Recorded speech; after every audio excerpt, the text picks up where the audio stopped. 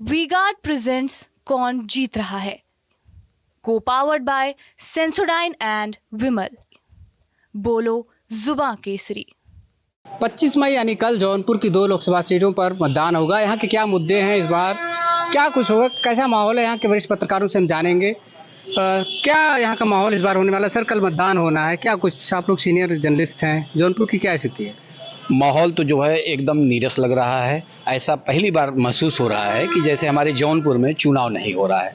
उसका कारण ये है, जो आम जनता के बीच में जो चर्चाएं हैं कि ये कुछ प्रत्याशी बाहरी हैं और जो निवर्तमान सांसद हैं उनके कार्यकाल को देखते हुए उनके प्रति भी लोगों का नज़रिया चेंज हुआ है।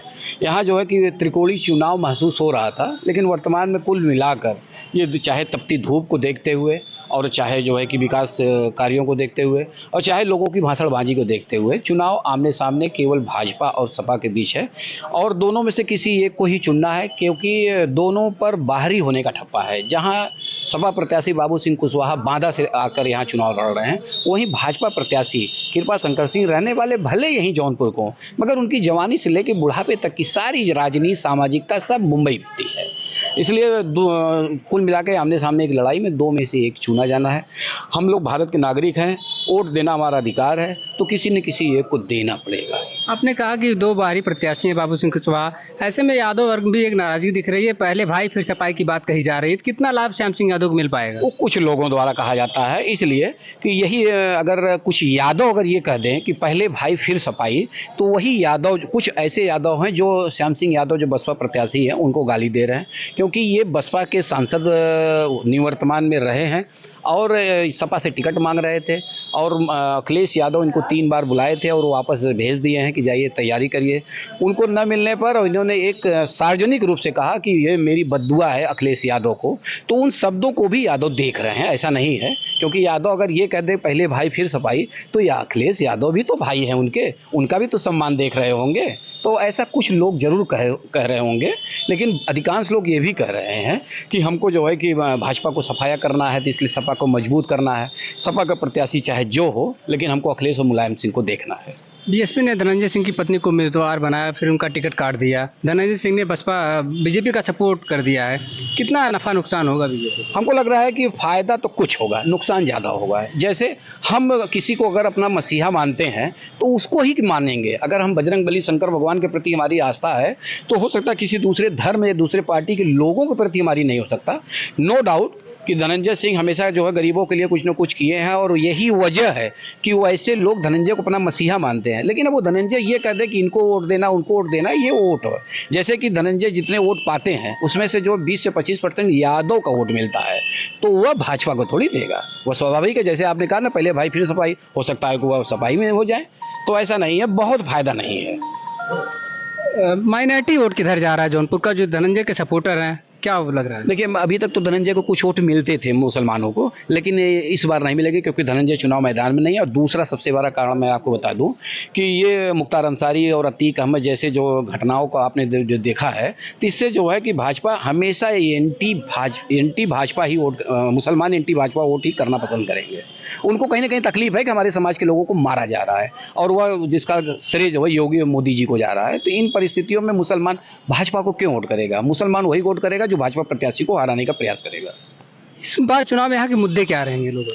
अब मुद्दे तो देखिए यही है कि अभी सड़क, नाली, खड़ंजा, पानी, ये सब तो बहुत छोटी चीज़ हो गई है। अब यहाँ बड़ी मुद्दे में आप ये कह लिया जाए कि जैसे यहाँ मेडिकल कॉलेज है, पिछले 10 सालों से बन रहा है। पिछला 5 साल भाजपा का कार्यकाल बीता है राज्य सरकार में और 10 साल जो है कि केंद्र में, अभी भी वैसे पड़ा हुआ है और केवल जो है 8 मिस्त्री और 16 लेबर लगा के काम किया जा रहा है। क्यों नहीं बड़े पैमाने पे काम किया जाए? अगर मेडिकल कॉलेज यहाँ बन जाए तो हम बीएचयू और पीजीआई न भटकना पड़े, तो हमको वह सहूलियत यहाँ जौनपुर में मिलेगी।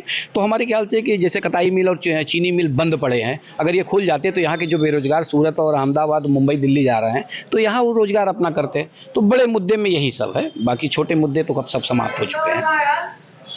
तो क्या मुद्दा इस बार रहेगा जौनपुर में? क्योंकि ये विकास मुद्दा रहेगा। सब जो कैंडिडेट हैं तीनों ये यहाँ के बसपा से आए हैं। श्याम सिंह ये यहाँ थे काफ़ी दिन, तो 5 साल रहे, कुछ किया नहीं, कोई जानता भी नहीं उनको।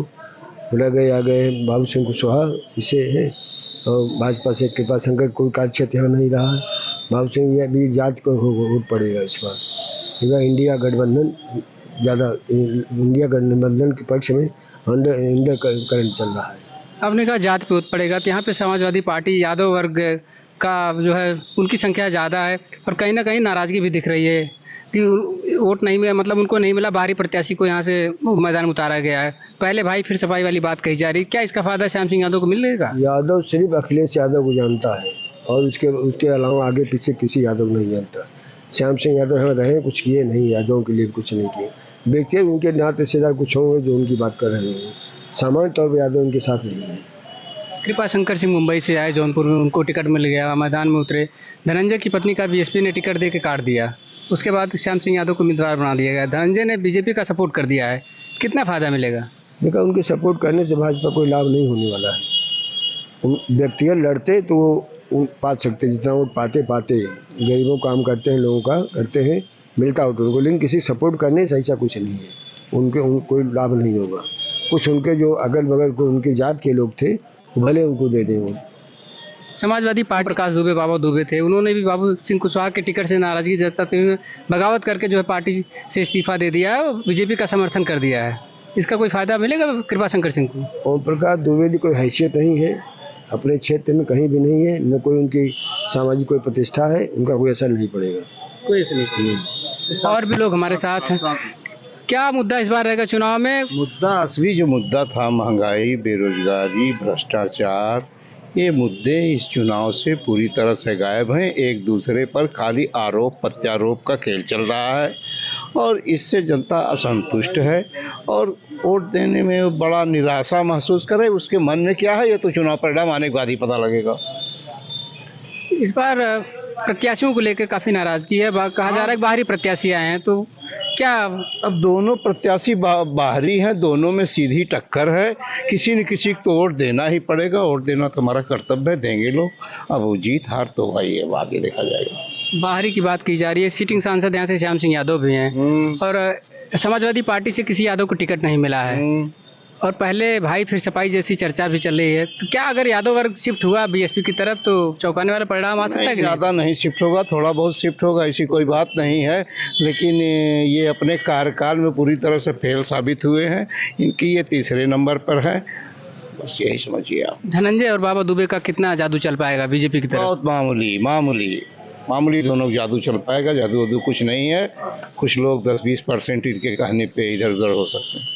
सीधी टक्कर इस बार किसके बीच दिख रही है? ये भाजपा और सपा प्रत्याशी के बीच है, बस सीधे स्पष्ट बात है भाई, तीसरा कोई नहीं। क्या धनंजय सिंह अपने समर्थकों को बीजेपी की तरफ शिफ्ट कर पाएंगे? नहीं, बीजेपी की तरफ नहीं शिफ्ट पाएंगे। उनके कुछ लोग हैं जो 10-20% लोग हैं, अपना इधर उधर जाएंगे और कुछ नहीं होगा। सर, इस बार जौनपुर में क्या मुद्दे रहेंगे, लड़ाई किसके बीच है? देखिए, अगर हम मुद्दे की बात करें तो लोकतंत्र में चुनाव जो है बहुत बड़ा त्यौहार होता है, लेकिन त्यौहार जैसा कुछ नहीं है। न मतदाताओं में उत्साह है, नेताओं में उत्साह भले हो। और अगर हम मुद्दे की बात करें तो जितने भी नेता भाषण दे रहे हैं, जौनपुर में मोदी जी आए, योगी जी आए, अमित शाह आए, बहन मायावती आई, अखिलेश जी आए, तमाम हर पार्टी के बड़े बड़े नेता आए, लेकिन किसी ने बड़े मुद्दे की बात की ही नहीं। जो हमारा आम जन से जुड़ा मुद्दा है, बेरोजगारी का है, किसी ने नहीं बताया कि हम बेरोजगारी कैसे दूर करेंगे, कितने लोगों को रोजगार देंगे, कैसे देंगे। न किसी ने शिक्षा की बात करी, शिक्षा आजकल कितनी महंगी होती जा रही है। हमारा मानना है कि किसी व्यक्ति के लिए दो चीज बहुत आवश्यक है, चिकित्सा और स्वास्थ्य और शिक्षा। अगर हम स्वस्थ हैं और शिक्षित हैं तो हम कहीं भी कुछ भी कर लेंगे, हमको बहुत सपोर्ट की आवश्यकता नहीं है। तो न आदमी शिक्षा की बात कर रहा है, न स्वास्थ्य की बात कर रहा है, वो राशन की बात करते हैं, ये बात करते हैं। तो मुद्दा है ही नहीं चुनाव में। मुद्दा हमको लगता है सिर्फ सीट पाने का मुद्दा है, चुनाव जीतने का मुद्दा है। तो लड़ाई कैसे किसके बीच इस बार दिख रही है? देखिए, अगर लड़ाई की बात करें तो पूरी ईमानदारी से मैं बताना चाहूंगा, हो सकता है कोई लोग जैसे कृपा शंकर सिंह की बात होती, भाजपा ने बहुत पहले से टिकट दिया था, कृपा शंकर जी आए भी। कृपा शंकर जी जौनपुर के रहने वाले भी हैं, लेकिन इनकी पूरी तरह से कर्मभूमि महाराष्ट्र रही है। ये वहाँ रहे, वहाँ गृह राज्य मंत्री रहे, कांग्रेस के नेता रहे आजीवन। अभी इन्होंने भाजपा ज्वाइन किया, भाजपा से टिकट लेकर आए, तो इनको लगता है कि ये बाहरी हैं, कांग्रेसी मूल के हैं। अगर ये चुनाव जीत भी जाते हैं, कृपा शंकर जी चुनाव जीत भी जाते हैं, तो ये अब नोएडा में रहने लगे हैं। ये 5 साल नोएडा में रहेंगे, दिल्ली में रहेंगे। जौनपुर से इनको कुछ मतलब नहीं होगा, न बम्बई में, अब ये बम्बई भी छोड़ चुके हैं। दूसरा, अगर बाबू सिंह कुशवाहा जीतते हैं सपा से, इन्हीं दोनों में लड़ाई। अगर बाबू सिंह कुशवाहा जीतते हैं तो ये जो है बांदा के रहने वाले हैं, यहाँ आके चुनाव लड़ रहे हैं। तो जैसे कुछ खाना बदोश लोग होते हैं, जैसे वो देखते होंगे सड़क के किनारे जहाँ उनको पानी वानी मिल गया, लगाए, कुछ दिन अपना सामान वामान बेचे, फिर जाके अगले किसी बाजार में रुकेंगे। तो इनको जस्ट लाइक मैं ऐसा मानता हूँ कि अभी यहाँ आ गए हैं, यादव है, मुस्लिम है, मौर्य है, इनको जोड़ के चुनाव जीतने के चक्कर में है। अगला चुनाव पता नहीं है यहाँ से लड़ेंगे कि कहीं और भी ऐसी सुरक्षित सीट खोज लेंगे जहाँ से जाके चुनाव लड़ेंगे ये। तो अगर दो में कोई भी जीतता है, लेकिन जौनपुर हारेगा, जीतेगा कोई, जौनपुर हारेगा। जौनपुर की जनता को लास्ट में सिफर ही मिलना, जिसमें बाबा जी टुल्लू कहते हैं। श्याम सिंह यादव का कितना प्रभाव यहाँ पे दिख रहा है? श्याम सिंह जी पिछले 5 साल में रहे।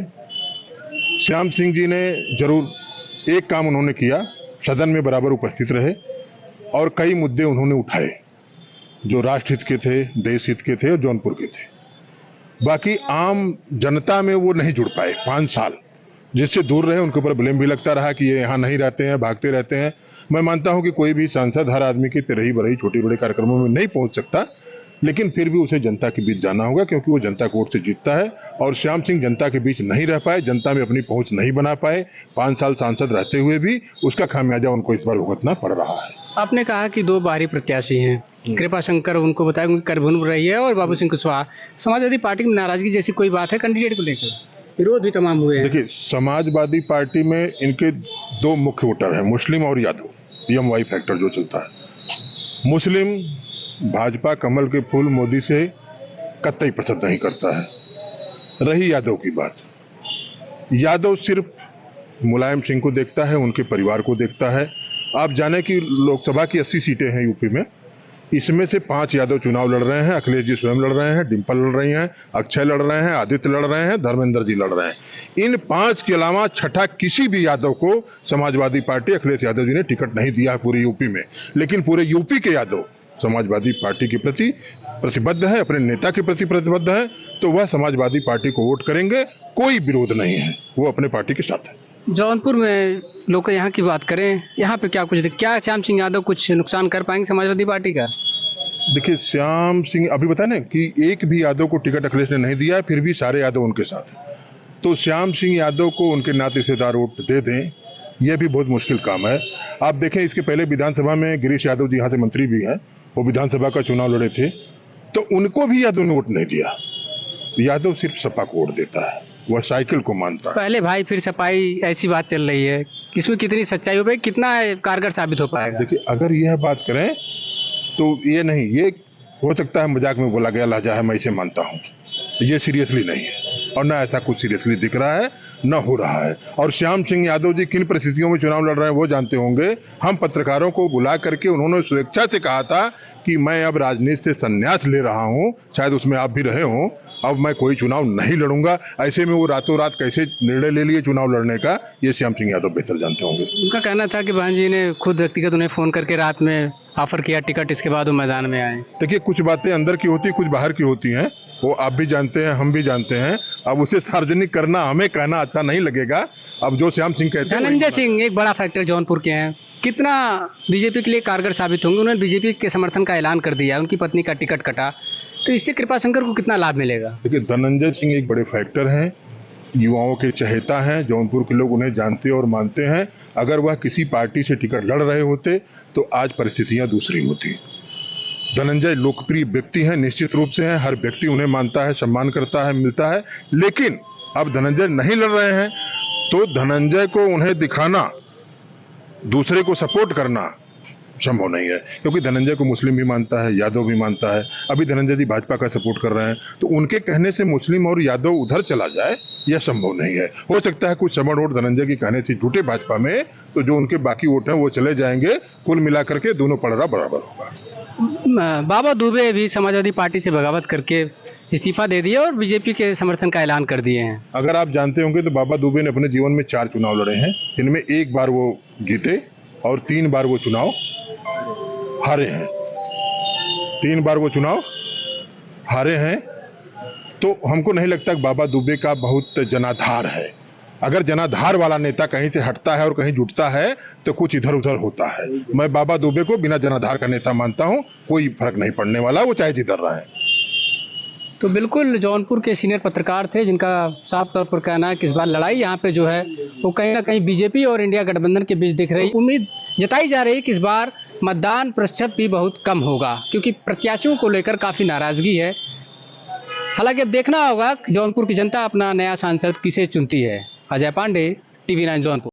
वी-गार्ड प्रेजेंट्स कौन जीत रहा है, को पावर्ड बाय सेंसोडाइन एंड विमल। बोलो जुबां केसरी।